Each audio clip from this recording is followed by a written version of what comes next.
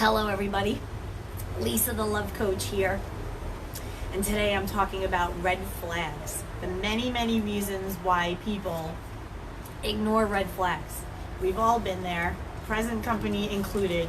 I'll share a bit of my story about when I ignored red flags and how detrimental it was.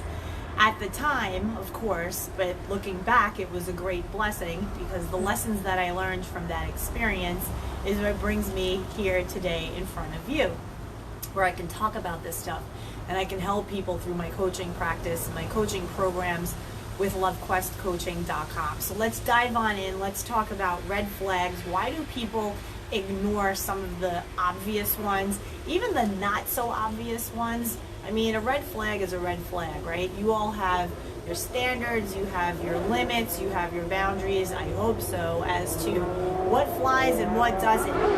Wow, Miami, the race cars are out. So everybody here watching this video can understand or relate to, let's see, is that a Lamborghini? No, motorcycles. So I'm on the balcony in South Beach, Miami, Florida. It is during the quarantine, during lockdown 2020. We're in early May, and this is Miami, Florida. People are itching to get out, so they oftentimes take to the motorcycles. You can hear the engines revving all over, hot cars, motorcycles, because they're tired of being inside. So forgive any background engine revs that you hear during this. It's on my balcony. I'm here in South Beach. And there'll be, tropical birds going by, engine revs. But point is, I am here for you, and I am here to talk about beautiful, what are we saying here? Why do you have Christmas lights on my balcony rail? Because they're white lights for, like at night when I plug in and I want to hang out and listen to music. I have white sparkly lights that are on my balcony. So I'm glad that you guys are here. I'm doing this on a Facebook Live. I'm also doing this for my YouTube channel. So if you're catching me on YouTube, feel free to stop by lovequestcoaching.com, where you can get a free love life assessment. And if you ignored red flags, or if that's a habit that you have and you find yourself just kind of standing in relationships and not really honoring yourself, and you're not really making any decisions once you see these red flags and you're like, something isn't right, but you continue to be in it, we're going to explore why. And if that sounds like you, definitely reach out to me at lovequestcoaching.com, because we want to make sure that you do not do this, because it is very bad for the self-worth, self-esteem. So let's dive on in. Why do people ignore red flags? I actually posed this as a Facebook question, and I got a bunch of different answers. And so I'm going to offer some insights and weigh in on some reasons, and also what we can do to overcome that. So this way you guys can see and have some value coming out of this piece of content for you. Okay, so let's dive on in. Somebody said that people ignore red flags because they often want to keep appearances. They want to keep up appearances. They basically care a lot about what the public, what the audience thinks of them. So let's say this is a couple where they are very known in their community. Well, this happens a lot. Very, high-powered people, they're known in their community, or they're known in their families as this couple, this special couple. And meanwhile, what's going on behind the scenes is a big bunch of BS, but they have to keep appearances, so they forego addressing these red flags. The other thing is the fear of being alone. This is the number one thing. This went across the board. This was the most comments that came through on the Facebook thread, was all about this fear of being alone. Better to be in a crappy relationship than on your own, which we know that this is not true. When you see a red flag and it's something that is whoa, that goes against everything I believe that is right and my values, and this just isn't right for me, and you're going along with it anyway, that is a form of self-abandonment.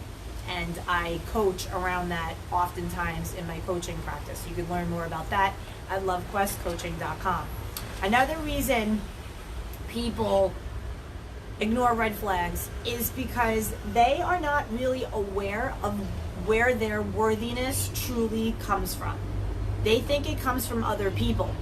They think that if they are loved by another person, they are worthy. if they are admired, respected, regarded, revered, whatever word you want to use, if their validation is coming from another person, that builds their worthiness.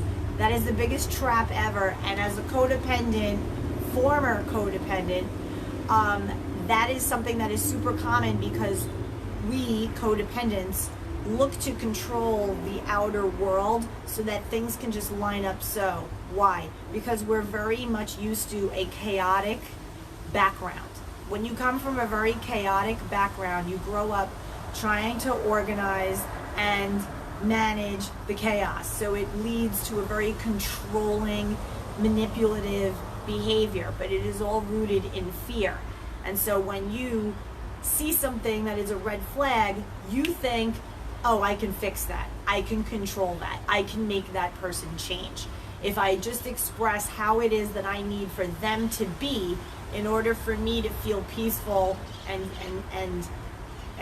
safe and get them to be that, then I'll be okay. So it becomes a project. A lot of people come to me with this pattern of fixer-uppers. They always find the broken people to make whole. And that is classic codependent. People who are just all in a disarray, the hot messes of the world, and then they come on you and like you see a red flag but you do nothing.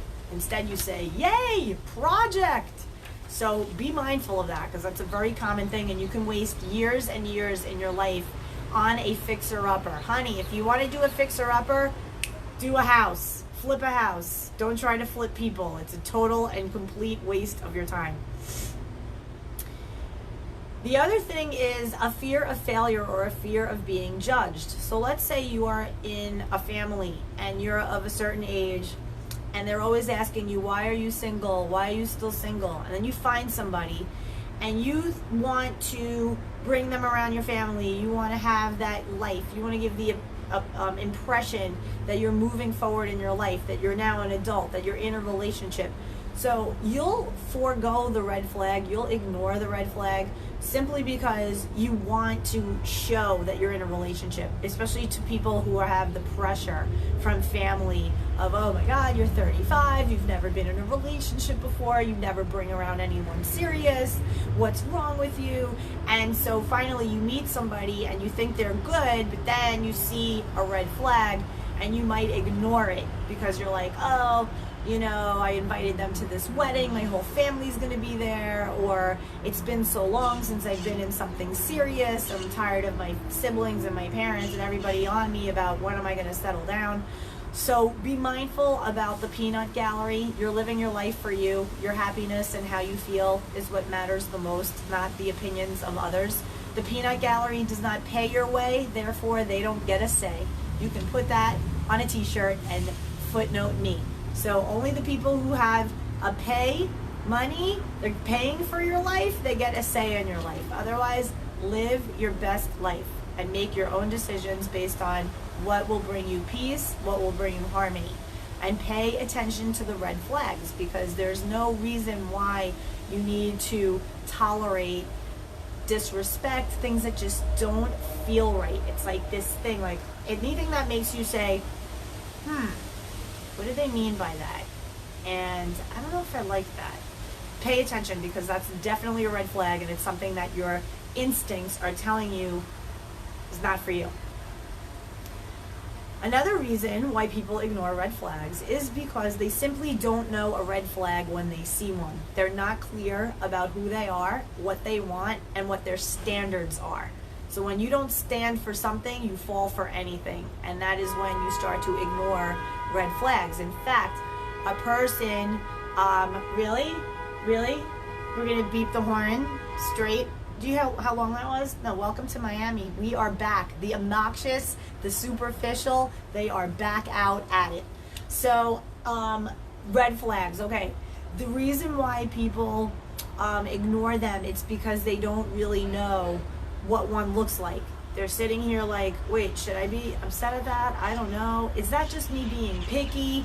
That was one thing that somebody wrote in. They said, sometimes I just presume I'm being so picky that maybe that's not a red flag and I'm just being a pain in the ass. And they talk themselves out of their own instincts. They talk themselves out of their own guidance. Do not do that. No good. When you feel it like, ooh, yeah, this isn't right. This is not right. I'll give you an example. Let's say, red flag. Somebody's angling to come into your house before you're ready to allow them in. Man or woman. This is not just left for women or for men. There are plenty of women out there trying to angle in to get into a guy's home just because she wants to, like, you know, put her stake in the ground and claim it as her own, and as I am girlfriend now. And the guy might not be ready. The guy might want to know more about this woman before he allows her into his space. Same with a woman with a man. So if this is like a massive red flag for you, where you're like, I didn't feel comfortable, I felt like they were angling their way to try to get into my place, it was not that I allowed them in before I was truly ready and comfortable, that is a red flag. But a lot of people will look at these things and be like, oh, am I just being afraid? Am I just being picky? And they'll second guess themselves and talk themselves out of acknowledging what it is that they thought was a red flag to begin with. Another reason why is they have a fear of not being loved. So they overlook red flags. They may even make excuses for the red flag. Like I said earlier, oh, I'm just being picky, or, oh, they were just tired. That person works so much. And, you know, if I talk to them after 10 p.m., you know, I can't expect a phone call or any, you know, feedback if I get in touch with them too late, because they're always working. They're always unavailable. So if that's a red flag for you, where you're like, wait a minute, this person, I give them a outreach to them, a text or a call, and they never call me back until it's like the next day, or that's a red flag. It could be that they have another relationship, that they don't communicate with you at night. Why? Are they around someone that they have to keep it separate and private? So heed those warnings, heed those red flags, look into them, investigate them. Not to be psycho about it, but explore them and allow yourself to speak up and say, hey, I have a question for you. So the other night, remember, like, I called you at 8 and I thought it was, you know, after work, but pretty relatively early. But I didn't hear from you until the following day. Like, do you not accept phone calls after a certain time, or do you not, or communication after a certain time? Because, you know, I want to be respectful, and that's giving them the perfect space to be honest and say, well, yeah, I don't accept phone calls after a certain time. Oh, okay, well, why is that? Any reason why? Well, you know, typically I work really late. And just be mindful of that, because there are so many people out there leading double lives.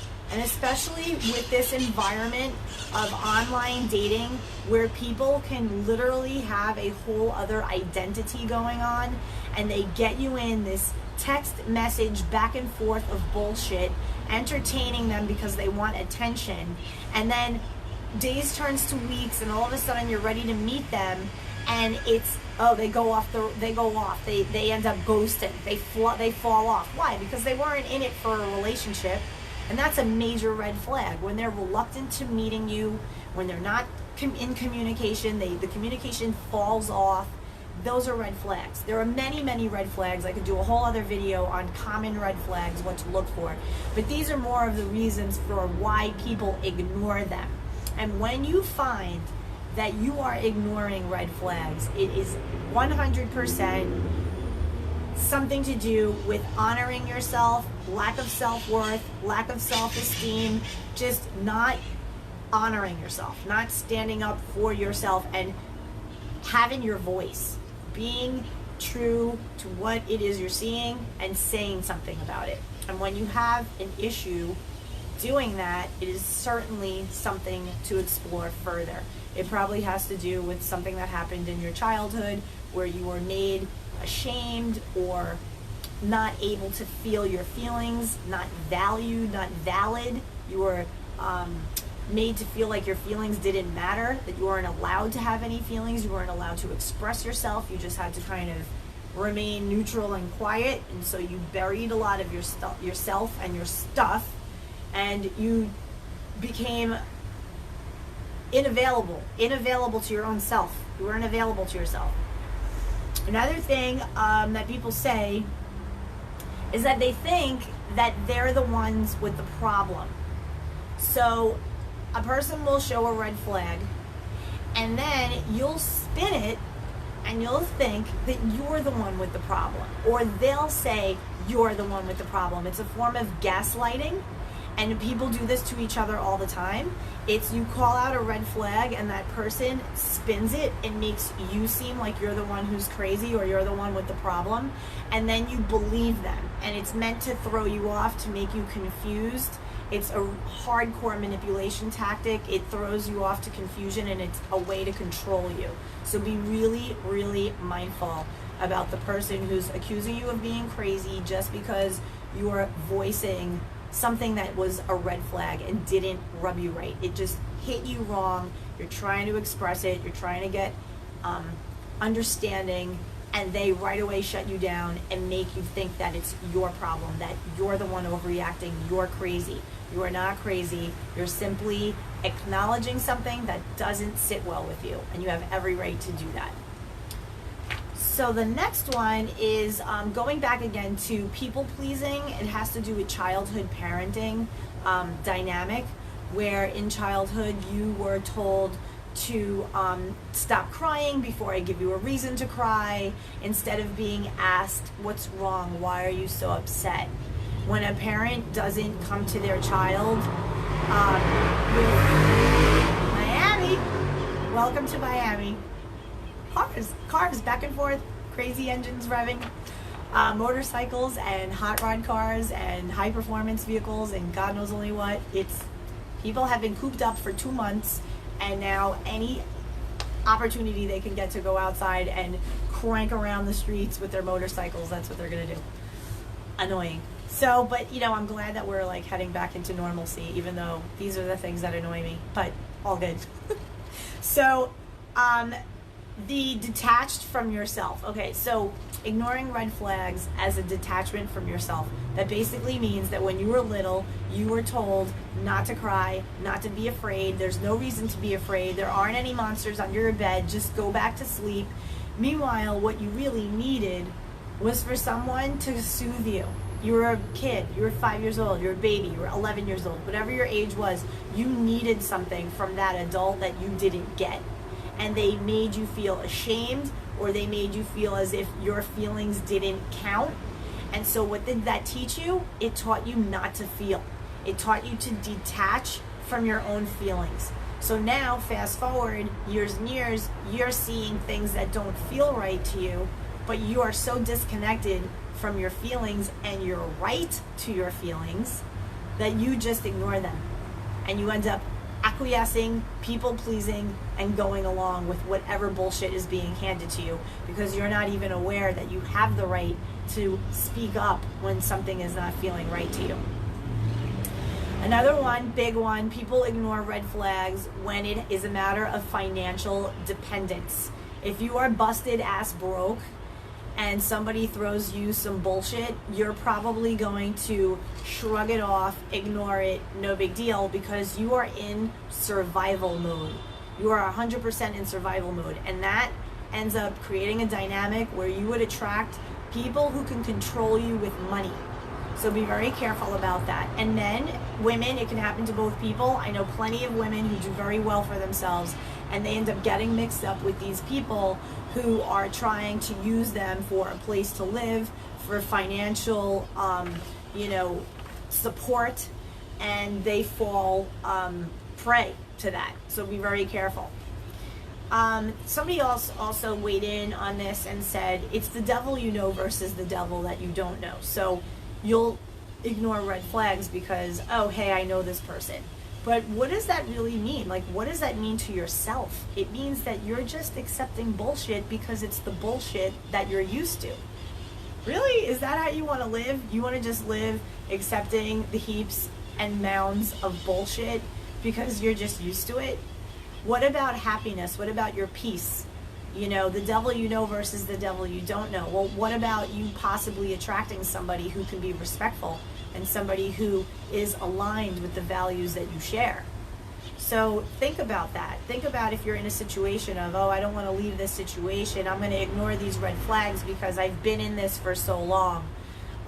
No, that's just, chipping away at your self-worth and your self-esteem and your own inner guidance. You're doubting your own guidance and you're ignoring it.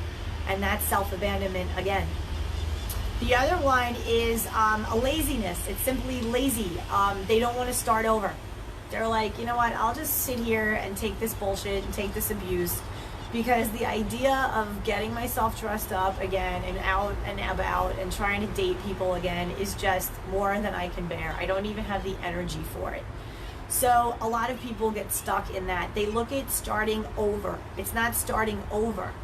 If you were in a relationship and you saw red flag after red flag after red flag, you now have wisdom. You saw what bullshit looks like. So you're not starting over, you're starting from here. Starting over would mean that you have like no recollection of anything that you did before. That's not the case. You saw bullshit, you saw the red flags. So now you have wisdom. You know what it looks like. But the question is, will you stay in it or will you walk away? And to the degree by which you love yourself and trust yourself is the degree by which you will walk away from bullshit when it shows. The more you trust yourself, that you got you better than anyone ever could or should, that's how fast you leave when you see any sign of bullshit. So a lot of people aren't loving themselves enough. They have messed up inner programming, messed up inner dialogue, and they talk themselves out of the very things that they know they really need in order to grow and to reach their maximum potential of who they truly are. So those are the reasons, it's really super important. And now I'll get into my little story about my own red flag that I ignored. And at first I didn't even ignore it. I spoke up. I was like, this is bullshit. And the thing that went on was I entered a rebound relationship while I was divorcing. And I was super brokenhearted, and as a codependent, you hate being alone, and you need that support of an outside person to validate you, make you feel like you're worthy, all of the trap, right? The trap. So here I am going through this divorce, totally heartbroken, and I'm using this other relationship as like attention off of my misery. Terrible thing to do. You need to feel your pain, you need to feel your feelings, but because my perception of my childhood was that I wasn't allowed to feel my true feelings. I had to put on a happy face and be on for everybody all the time. But meanwhile, there was a lot of pain, uncertainty, all kinds of things going on in me, but I never felt like I could express them without being just, shrugged off. So I developed what seemed like a tough exterior of able to just be happy all the time, but in actuality, I was always trying to control people. So when I was going through my divorce, I was completely heartbroken, and I found this other relationship, entered it very hastily, and yet in the beginning I saw red flags. And the red flag was that the person that I entered the relationship with wasn't fully over his ex-girlfriend. And he sold this whole big line of bullshit that she was a crazy person, that he left her, that it was a disaster, and she was completely insane, and he talked smack about her and vilified her. And I was like, are you sure? Because you talk about her all the time. Like, it doesn't make me feel like you're over her. So what if you just had to, like, sort that out, handle it, and then, like, come find me in a month or something. And then, like, if, we're still interested, we could always pick it back up and keep dating. But he did not want that. And I was like, listen, I'm cool with that. It'll suck, and I'm going to go through this divorce regardless, but, like, I'm all right. But he came at me even harder, and he was love bombing me, and he was like with me every day and taking me here and there and vacations and presents and just really laying it on heavy. And it led to a relationship that was completely codependent, incredibly narcissistic, sociopathic, in that I was the codependent rushing to the aid of the narcissistic sociopath who is playing me and his girlfriend into this web of triangulation so that he can have attention from two women. And it was psychotic and ridiculous, and it got completely out of hand. But after 5 months of that, I was discarded. He went back to his ex-girlfriend, and I was there left with this total feeling of like PTSD. It's like, how could I be so stupid, talking to myself very harshly. There was no compassion, nothing. And it was all because I felt I ignored red flags, and I had to ignore them because I needed to believe what this guy was telling me. I was that brokenhearted that I needed to believe. That's why I always say to people, you are going to ignore red flags when you are dating or entering a relationship prematurely. It's better to just like be on your own and heal and get all of that stuff handled, get all the hurt, recover.